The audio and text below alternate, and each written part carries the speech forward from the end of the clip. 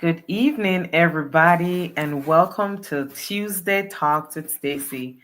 I am so honored to be with you this evening as we try to reflect on what did Mental Health Awareness Month bring for each of us. I am hoping that you were able to really take some time to focus on how you can enhance your mental health. Even though we know the month of May is Mental Health Awareness Month, we know mental health is something that we should be aware, or mental health is something that we should be aware of daily. We should really be taking the time to just reflect on how can I cope better? How can I sustain my peace, my joy? How can I manage depression, anxiety? How can I deal with my traumas and my trauma responses, my trauma reactions in a more sustainable way that I can maintain my peace of mind on a daily basis? I want to thank you so much for all of you who showed up to support our Mental Health Awareness Month summit. As you know, we start off Mental Health Awareness Month with the summit, and that's just kind of like to catapult the month, to start the month with the momentum about that awareness. And this year, we had a successful event. It was truly amazing. We had over 200 participants. We had over 50 vendors and sponsors that were present, or keynote speaker, or MC, or comedian, or breakout session speakers, as well as our board members work together to make this event such an amazing time for you and for your family. And I hope that you were able to take away something from that experience that has helped you to be able to deal with your mental health and to be more aware of your mental health. Now, check out the recap of what happened that day.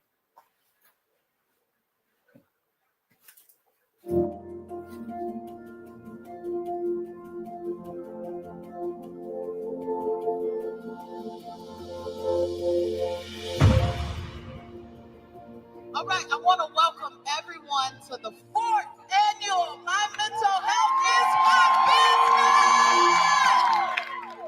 Yes, I first of all want to thank God Almighty for His amazing blessings and the way He has sustained me through this. When He gave this vision to me 4 years ago, I didn't even know what I was doing. I had no clue. But when I look in the room today, I know that God is real, because this is the work that He's done. Father, bless this occasion, bless this event, that we might mentally engage together to find peace, to go from trauma to triumph.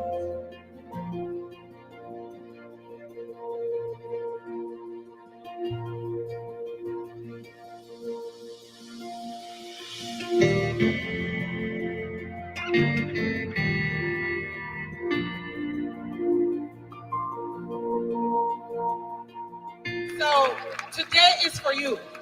Honestly, this moment is for you, because no matter what we go through, if we're not mentally stable, we're not going to make it. And so life is pressurized, and we want to be able to handle the pressures that life brings. And this moment is completely designed to help you create an atmosphere of what do I do when I don't know what to do.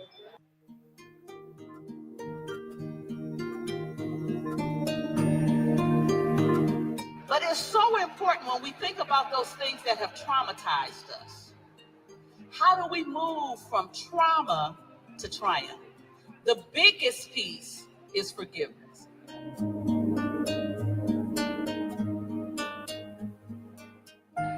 I say all the time, I don't get it right every time. I don't. So one of the major things that we have to really grasp hold of is our attitude around forgiveness. And if you stay in a space of unforgiveness, you are reliving trauma, and you're doing it to yourself.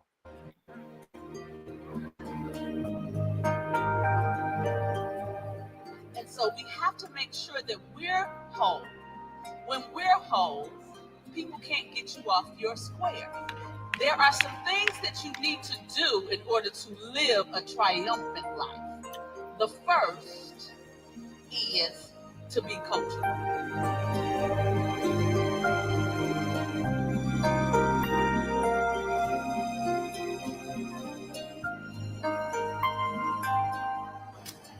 At about 5 months, a female fetus develops all of its eggs while still in the mother's womb. No new eggs are produced after birth. As you know, these are the same eggs that, if fertilized, potentially become children, people. Which means each of us here today at one point were held in the same body as not just our mothers, but also our maternal grandmothers. And what we get from our biological fathers carry the genetic imprint from our paternal grandmothers. You see, the experiences of both your grandmothers when they carried your parents, the experiences of your father over his lifetime up until you, and the experience of your mother, especially when she carried you, can leave genetic impressions from before you even take your first breath. The symptoms, the cycles of generational trauma, they go unaddressed. They are often widely normalized within our communities, and then it isn't registered as trauma because it becomes invisible at that point. And I've quoted it many times, but not everything that is faced can be changed. But nothing can be changed until it is faced.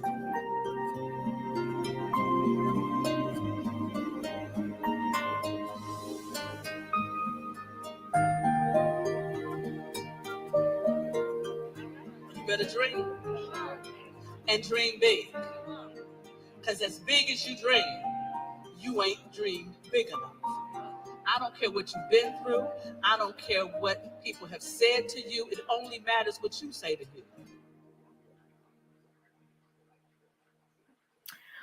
Awesome. So there you have a sneak peek of what it looks like on May 3rd when we had our summit, and the whole experience was just amazing. It was a great day. And I ran into somebody the other day that said, I saw you at an event, a mental health event on Facebook. And I'm like, did you? So people were watching and people were looking and people want to be a part of this experience. So know that Mental Health Awareness Month is done. What have you learned? What have you grasped from the month? I hope that you were engaging in different things that were around. We participated in a couple of events. Some were private, some were in the community to help spread the awareness about mental health throughout the month of May. We do this throughout the month, throughout the year. So we are doing different activities, different engagements in the community to help spread the word about mental health awareness. I hope that you are able to identify when it's time for you to take a break for yourself, when you're able to identify that you probably need to talk to somebody, or you may just need to take a break. Sometimes it's simple as that, just taking a break. Maybe you need to take the day off work so you can take a mental health reset and just being able to regain that composure you need for yourself. One of the things that Dr. Sabrina said that was so important is the value in forgiveness and the value in being able to hear what somebody else has to say, and not necessarily for it to become your truth, but just for you to even ponder on. And so, whatever it is you need to let go today, I hope that you will begin the process of letting go, because sometimes it is a process.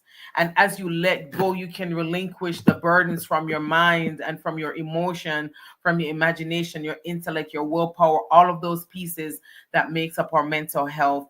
And most importantly, connecting wherever you need to connect, whether it's with God, just to find that place of peace within, because without peace, it's hard to really maintain your mental stability. So, as we always are in preparation for our next year, because we don't just stop now that the event is over, we are already planning and preparing for next year. So we want to make sure that you have the date saved for our next Mental Health Awareness Summit, which is going to be on May 2nd, Saturday, May 2nd, 2026.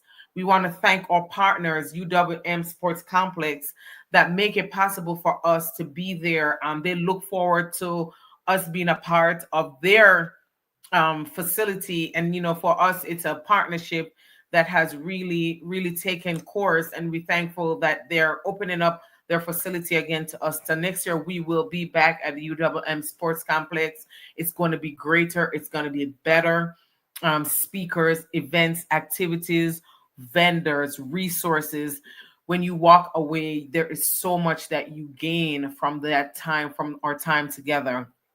So we hope that you will be there. We already have our registration open, so you can also go to our website, www.mmhimb.org, and you can register for the summit for next year. We already have people that have saved the date. We are on Eventbrite, and you can go there, as you can see, register, get your spot secured. We hope to see you all next year. We want to thank all of our sponsors. We want to thank everybody that stepped in and believed in the vision and the mission for what we're doing. I want to thank you so much for your partnership, because without your support, without your partnership, we could not, absolutely could not have done this, no matter how much intent we had. Without your support and without your partnering with us, this could not be possible. So we thank you. We thank you all.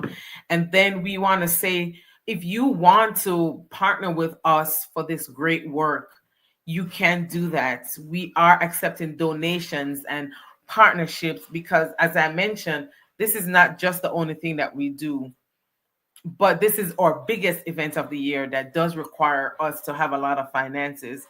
But if you go to our website, you can also donate there to support the cause and to support the work that we are doing, because we want to be able to keep doing this work in our community. And one of the things that I strongly believe in is that our being able to do this should never be a barrier for you. You should be able to participate and supposed to be able to experience what you need to without wondering how you're going to do it. And so that's why we try to keep everything that we're doing at no cost to you and to your family. So come on in and support our cause and the work that we're doing so that we can continue to do what we're doing.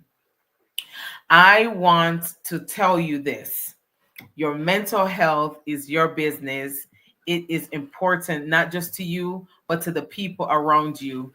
And you want to make sure that you're making it your business and you're taking care of your mental health like a business, because that's what it is. It's so important. I appreciate you. I look forward to having some more talks with you. And as we prepare for next year and for the other things that we're doing, I'll see you soon. Have a good night. Thank you. Do